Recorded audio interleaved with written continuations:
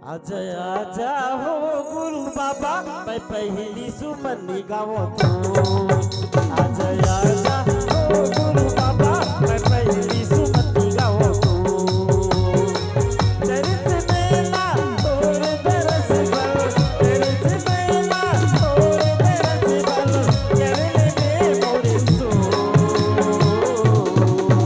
आजा आजा हो गुरु बाबा मैं पहली सुमनी गावो तो आजा आजा हो गुरु बाबा मैं पहली सुमनी गावो तो